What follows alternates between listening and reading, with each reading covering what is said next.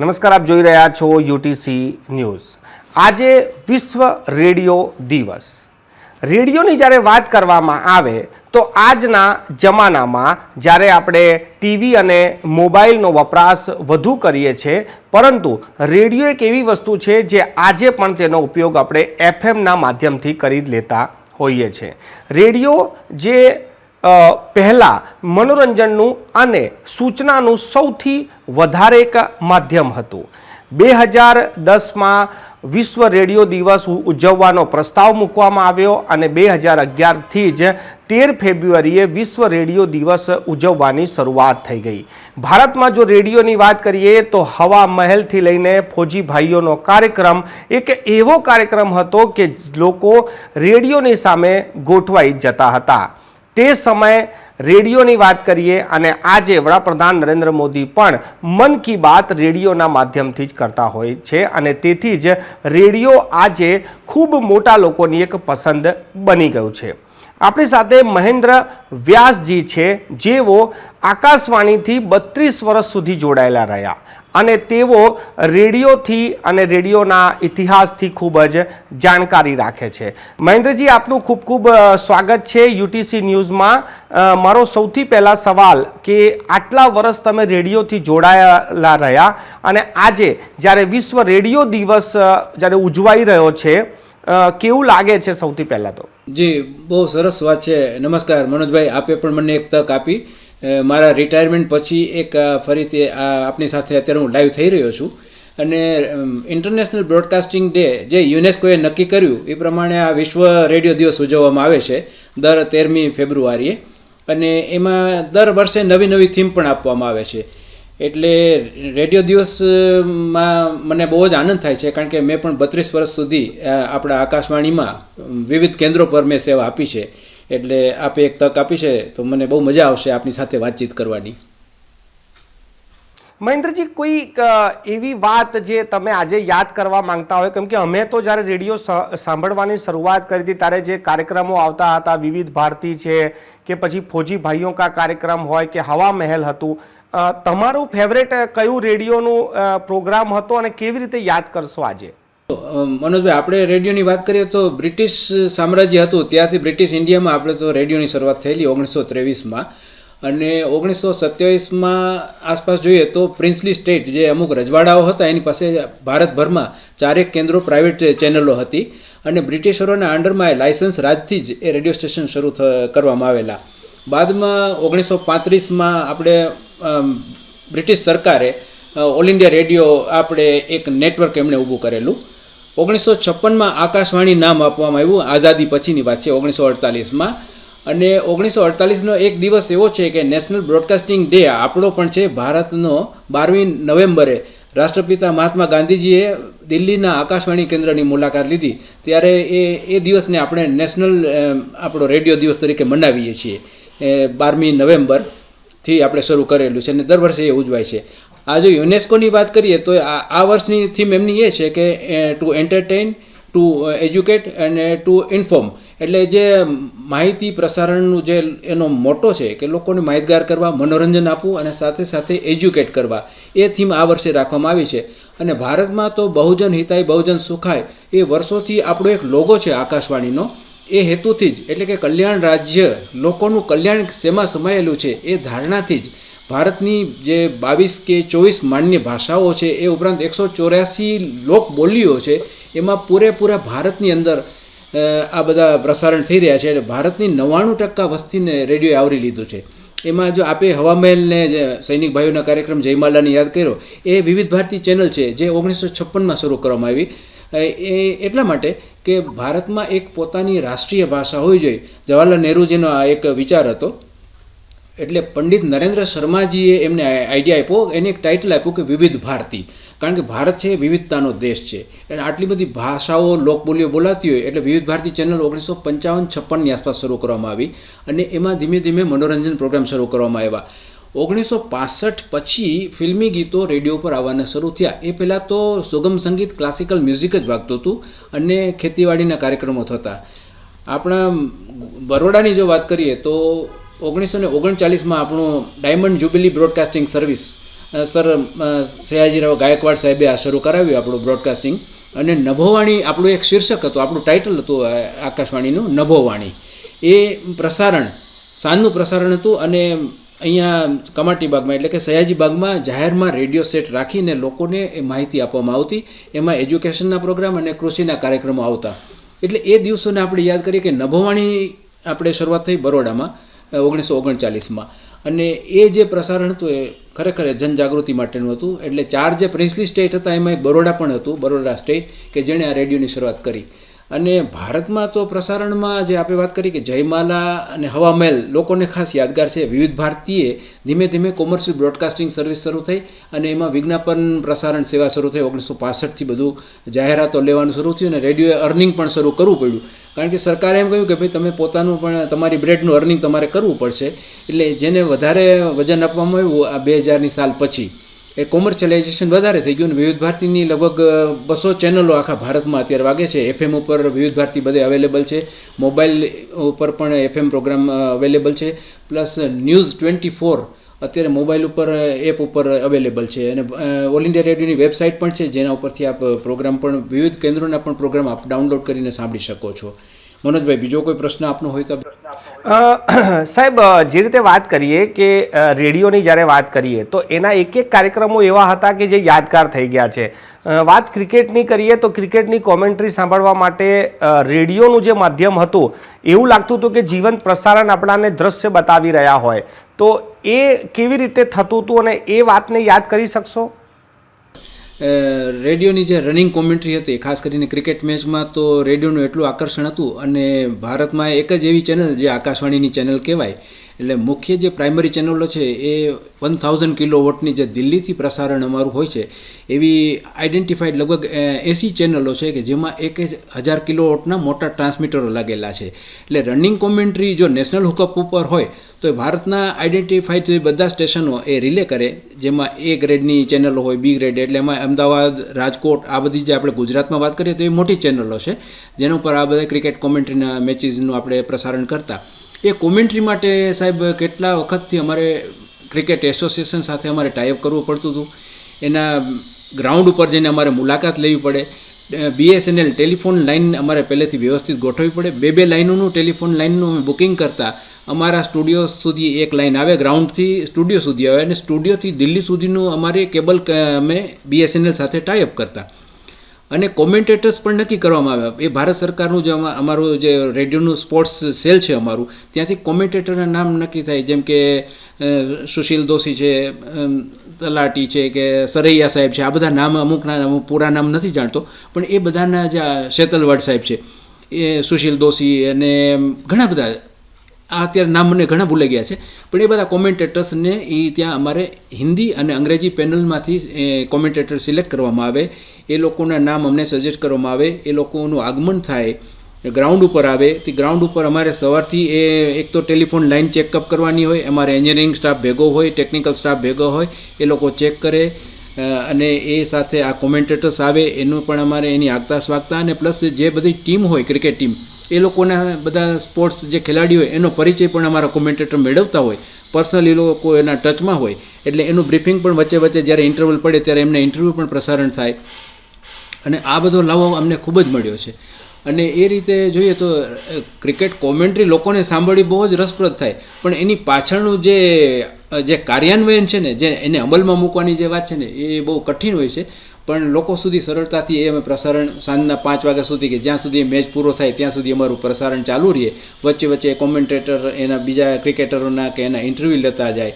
અને પ્લસ જૂનો ઇતિહાસ, એ લોકોનો રેકોર્ડ જે કાંઈ હોય એના સ્કોરર હોય એ અમને માહિતી પણ આપે કે આ જગ્યાએ આ રીતે એમણે આટલો સ્કોર કરેલો, આટલા રન એમણે કરેલા, આટલા બોલની અંદર આઉટ થઈ ગયેલા, એ બધી વાતો ક્રિકેટમાં અમે ન જાણતા હોય છતાં અમારે કોમેન્ટેટર સાથે રહી અને અમને પણ ઘણું શીખવા મળે.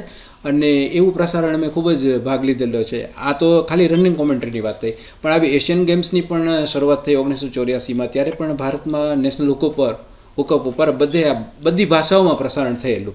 એટલે આ એક વિવિધતા છે, અને એમાં ખાસ કરીને ક્રિકેટને તો આપણે યાદ કરવું જ જોઈએ. જી મનોજભાઈ. સાહેબ એક વાત એવી પણ છે કે જાણવા મળી છે કે જ્યારે દેશ આઝાદ થયું ત્યારે દેશવાસીઓને રેડિયોના માધ્યમથી ખબર પડી હતી કે દેશ આઝાદ થઈ ગયો છે અને સાથે સાથે જ્યારે આપાતકાલ લાગ્યું ત્યારે પણ રેડિયોના માધ્યમથી જ આ ખબર સૌથી પહેલાં લોકોને મળી હતી.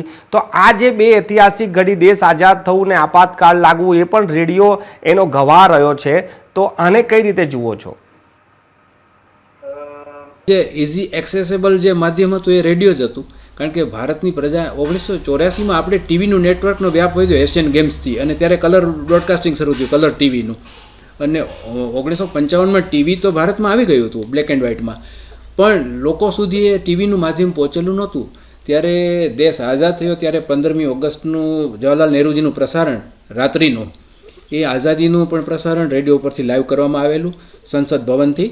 અને બીજું આપ કરો છો એ વાત કરો છો ઇમરજન્સીની, તો એ ઇમરજન્સી વખતે પણ રેડિયો જ મુખ્ય માધ્યમ હતું લોકોને માહિતગાર કરવા માટે, અને લોકોને કયા નિયમનું પાલન કરવાનું છે, કઈ રીતે રહેવાનું છે, એક આચાર સંહિતા ભારત સરકારે પૂરા ભારતમાં આપેલી. અને એમાં એના ટ્રાન્સલેટેડ વર્ઝન હિન્દીમાં અમને જે કંઈ સંદેશ મળે, ઇંગ્લિશમાં સંદેશ મળે અમારે સેન્ટ્રલ ગવર્મેન્ટ તરફથી, કારણ કે આ સેન્ટ્રલ ગવર્મેન્ટનું માધ્યમ છે ઓલ ઇન્ડિયા રેડિયો.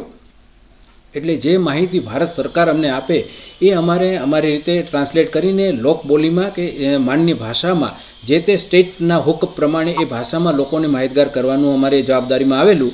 અને એમાં ખૂબ જ સફળ રહેલા. 20 મુદ્દાના કાર્યક્રમની પણ વાત કરીએ કે એમાં પણ અમે ઘણું સારું કામ કોન્ટ્રીબ્યુશન કરેલું છે.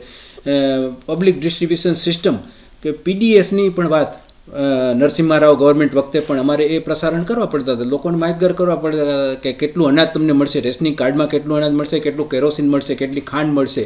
એ કામ પણ રેડિયોએ કરેલું છે. માત્ર મનોરંજન સિવાય પણ એમ કે માહિતગાર કરવાનું કામ ઇમરજન્સી વખતે અને દેશની આઝાદી વખતે કરેલું જ છે. લાઈવ બ્રોડકાસ્ટિંગ હતું. પંડિત ઓમકારનાથ ઠાકુરજીનું વંદે માતરમ લોકસભામાંથી લાઈવ ગાયન હતું.